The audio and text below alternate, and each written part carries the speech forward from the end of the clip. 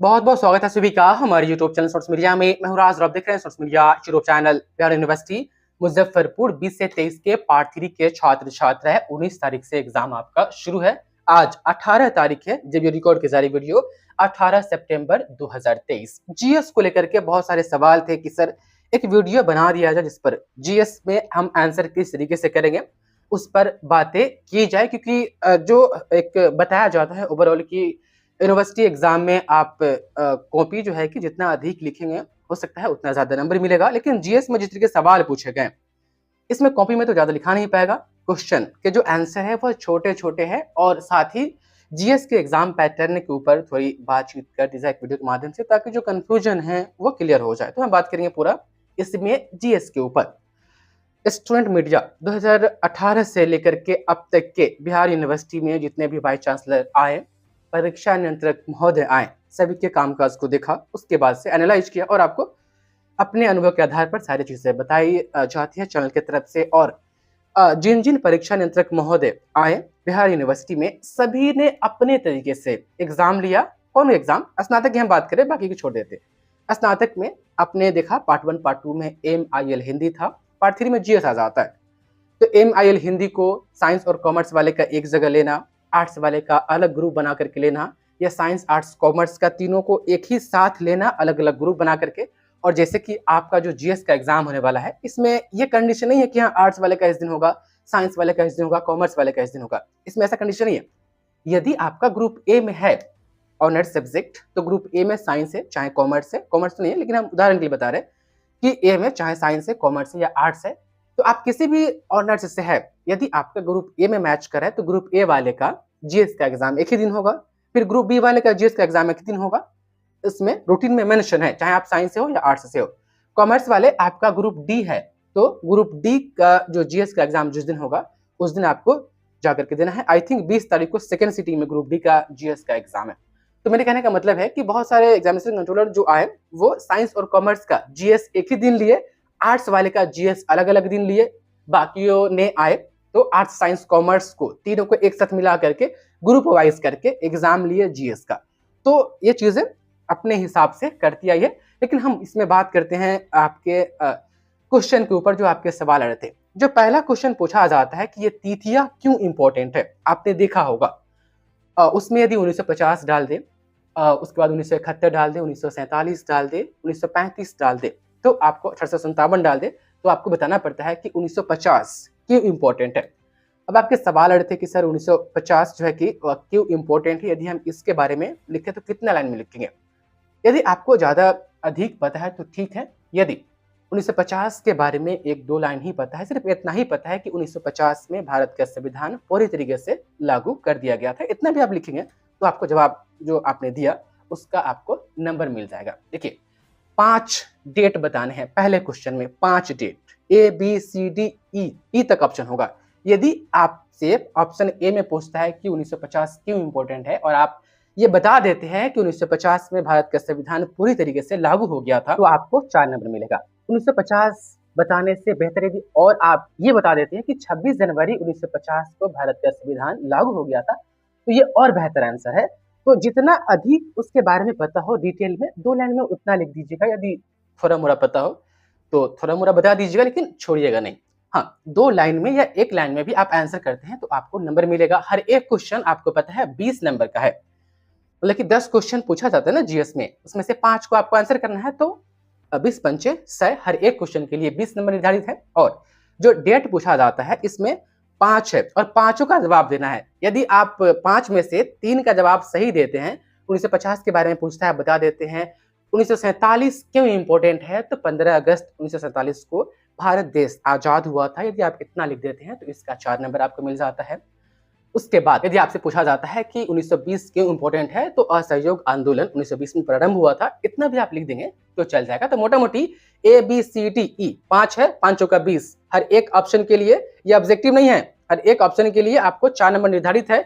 यदि 5 का आप सही जवाब देते हैं तो 5 का 20 नंबर आपको मिल जाएगा। लेकिन 5 में से 2 का आप जवाब देते हैं, 3 का गलत देते हैं तो 2 मतलब कि 8 नंबर मिलेगा। 4 का जवाब देते हैं, 1 का गलत जवाब दे देते हैं तो आपको तमाम छात्र छात्राएं चर्च को 16 नंबर मिलेगा। तो ये इंपॉर्टेंट डेट वाला में आप 1 से 2 लाइन में बता दीजिएगा, लेकिन एग्जैक्ट पता होना चाहिए, बताइएगा।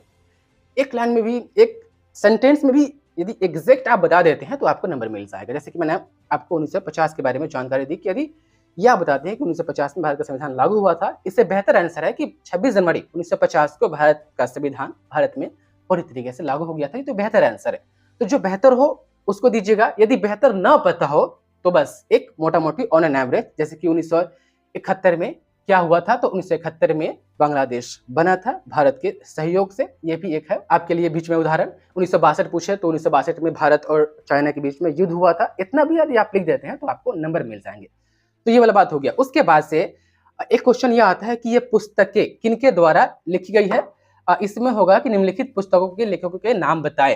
तो यदि आपसे पूछा जाता है कि अकबरनामा बुक जो है किनके द्वारा लिखा गया, तो बस अबू फजल इतना दे देना है आंसर स्टूडेंट, आपको 4 नंबर मिल जाएगा। बस राइटर का नाम बता देना है। यदि आपसे पूछती है कि ए पैसेज टू इंग्लैंड किनके द्वारा लिखा गया है, तो बस आपको इतना बता देना है कि निदर सी चौधरी द्वारा ये लिखा गया है।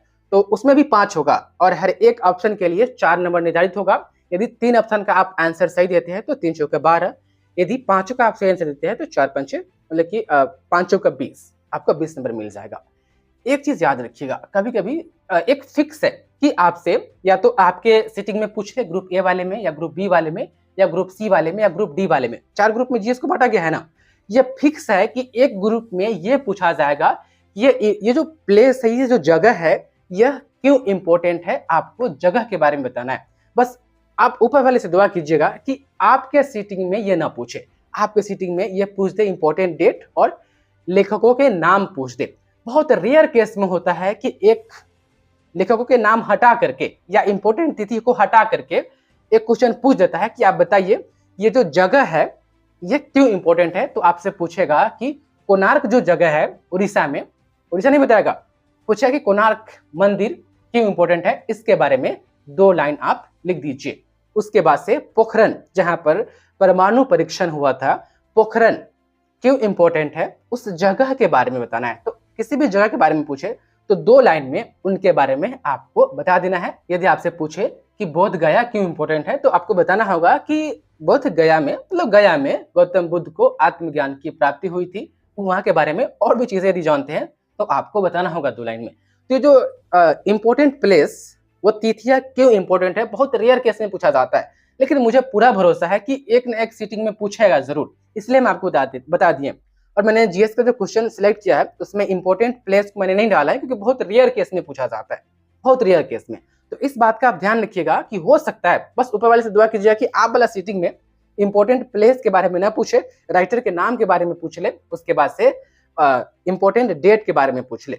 इंपॉर्टेंट डेट मैंने जो डाला है इसमें क्वेश्चन रिव्यू क्वेश्चन में, उसको पढ़ लीजिएगा। लगभग उसमें से 3-4 आ ही जाएगा 5 में से, तमाम छात्र छात्राएं। और आप कम्पिटेटिव एग्जाम की तैयारी कर रहे हैं तो आपको तो खैर इंपॉर्टेंट डेट वगैरह के बारे में पता ही होगा। बहुत सारी डेट आपके पास होगी, 1942, 1920, 1930, 1885, 1857, ये सब काफी हाईलाइटेड जो है कि ईयर है जिसमें बहुत सी चीजें हुई थी। आपको बहुत सी चीजें नहीं, बस 1-2 लाइन में चीजें बता देनी है। तो ये 2 क्वेश्चन और तीसरा क्वेश्चन इंपॉर्टेंट प्लेस के बारे में जो कि पूछा भी जा सकता है एकदम रेयर केस में, मान के चलिएगा उसको, तो उसके बारे में भी आपको जवाब देना है। बाकी जो रहा, देखिए जनरल स्टडीज का मतलब ये नहीं होता कि ये जनरल पेपर है, ये नहीं। कुछ स्टूडेंट हमें बोल रहे थे कि सर ओएमआर शीट वाला में जनरल लिखा हुआ है, उसमें हम जीएस के दिन क्या जनरल को गोला कर सकते हैं, क्योंकि जीएस में तो जनरल लिखा हुआ है। तो स्टूडेंट आपने जहां से भी जानकारी प्राप्त की है वो गलत है। ये जो जनरल स्टडीज है ये आपका जो है कि कंपल्सरी पेपर है, जनरल पेपर नहीं है। अच्छा, जनरल स्टडीज लिखने का मतलब क्या है? जीएस का एक्चुअली में यदि हम देखें तो इसका पूरा नाम है जनरल एंड इन्वायरमेंटल साइंस, कि सामान्य साइंस में जो सामान्य चीजें हैं जो कि आपको पता होना चाहिए। सामान्य यहाँ पर आप नॉर्मल समझ लीजिए कि नॉर्मल लेवल का जो है कि आपको साइंस के बारे में जानकारी होनी चाहिए। आपको पता होना चाहिए कि प्रोटीन क्या है, विटामिन क्या है, कार्बोहाइड्रेट क्या है, आयरन क्या है, ये सब आपको, वसा क्या है ये आपको पता होना चाहिए, क्लोरोफिल क्या होता है ये आपको पता होना चाहिए, प्रकाश संश्लेषण कैसे होता है ये प्रक्रिया आपको पता होना चाहिए। मतलब कि पर्यावरण से जुड़ी जो नॉर्मल साइंस के जो सवाल है जो हमें डेली लाइफ में इस्तेमाल होता है वो हमें पता होना चाहिए। और सेम आर्ट्स में भी है कि आपको नॉर्मल जीके जीएस के बारे में पता होना चाहिए। तो यहाँ पर जनरल का मतलब कि नॉर्मल जानकारी जो कि एक बेसिक जानकारी है वो आपको साइंस के बारे में या आर्ट्स के बारे में आपको पता होना चाहिए। इसलिए यहाँ पर जनरल शब्द का इस्तेमाल किया जाता है, ना कि ये जनरल पेपर है, ये कंपल्सरी पेपर है। इसमें आपको पास करने के लिए 33 नंबर चाहिए। तो स्टूडेंट टेंशन नहीं लीजिएगा, जीएस में पास हो जाइएगा। जो मैंने बीबीए क्वेश्चन चूज करके दिया है उतना भी आप अच्छे से पढ़ के जाते हैं तो पास तो हो ही जाइएगा। 33 नंबर तो लाना ही है पास करने के लिए। आपसे प्रदूषण के बारे में जो मैंने डाला है, प्रदूषण के बारे में अभी भी है क्वेश्चन में, उसको एकदम फिक्स पढ़ के जाइएगा, वो पूछेगा ही प्रदूषण के बारे में। उसके बाद से स्टूडेंट आप देख पा रहे हैं जो नॉर्मल मैंने आपको बताया है कि प्रोटीन, वसा, विटामिन, आयरन, इस सब के बारे में जो है कि थोड़ा पढ़ लीजिएगा। आपको जो चंपारण सत्याग्रह है, असहयोग आंदोलन है, सविनय अवज्ञा आंदोलन है, बहुत सारे जो कि इसमें आपको दिए गए हैं। दांडी यात्रा है, आप देख पा रहे हैं, भारत छोड़ो आंदोलन है, प्रथम विश्व युद्ध है, यूएनओ के बारे में है, आप देख पा रहे हैं। इस सभी चीजें के बारे में कहीं से भी ये पूछ सकती है, लेकिन आपको टेंशन नहीं लेना है। जो क्वेश्चन मैंने गेस करके दिया है उसको पढ़ने के साथ साथ थोड़ा जो है आप बेसिक जो है कि आपने गेस पेपर से पढ़ लीजिएगा, काम हो जाएगा। ज्यादा जो है कि लंबा चौड़ा लिखने का जरूरत नहीं है। ग्लोबल वार्मिंग वगैरह के बारे में पढ़ लीजिएगा, आप देखिएगा आदि प्रीवियस ईयर क्वेश्चन। तो यहाँ पर गरीबी के बारे में कहा गया है, नई शिक्षा नीति के बारे में कहा गया है, WTO के बारे में, निर्वाचन आयोग के बारे में आप देखेंगे प्रीवियस ईयर क्वेश्चन में तो बताया गया है। उसमें बस आपको 10 लाइन का जो है कि अपना स्टेटमेंट उस पर दे देना है। तो जीएस में पास हो जाइएगा, मोटा मोटा इस बात का ध्यान रखिए। और जीएस का जो है कि आप प्रीवियस ईयर क्वेश्चन देखिए किस टाइप का क्वेश्चन पूछा गया है, उस हिसाब से पढ़ के जाइएगा, प्रीवियस ईयर क्वेश्चन पढ़ करके जाइएगा। इसमें ज्यादा पेज फिलअप नहीं हो पाएगा, कम ही पेज जो है कि फिल हो पाएगा, तो कम ही पेज होगा, 14-15 तक ही होगा, कोई बात नहीं है। इसमें आप पास करिएगा। जीएस में जो लगभग जो चीजें बतानी थी मैंने आपको बता दिया लगभग, इससे आपका जो है कि क्लियर हो जाएगा स्टूडेंट। और ओएमआर शीट जो पहला वाला भरिएगा जीएस में जो है कि वो जनरल वाला में गोला नहीं कीजिएगा, या तो उसको छोड़ दीजिएगा, नहीं तो वहां से पूछ लीजिएगा। ये हमारा जनरल पेपर नहीं है जीएस, ये हमारा कंपल्सरी पेपर है। तमाम छात्र छात्रा है, जीएस के लिए बस इतना काफी है मेरे हिसाब से बताना है। प्रीवियस क्वेश्चन देख लीजिएगा, प्रीवियस ईयर क्वेश्चन में देख लीजिएगा क्वेश्चन का पैटर्न कैसा है। उसके बाद से जो इंपॉर्टेंट डेट के बारे में, इंपॉर्टेंट प्लेस के बारे में, लेखक के बारे में जो पूछा जाता है मैंने आपको बता दिया है। बाकी आपको जानकारी प्रीवियस ईयर क्वेश्चन से मिल जाएगी। तो बेस्ट ऑफ लक, आप लोग एग्जाम दीजिए। बहुत बहुत शुक्रिया आपका शुरू देखने के लिए।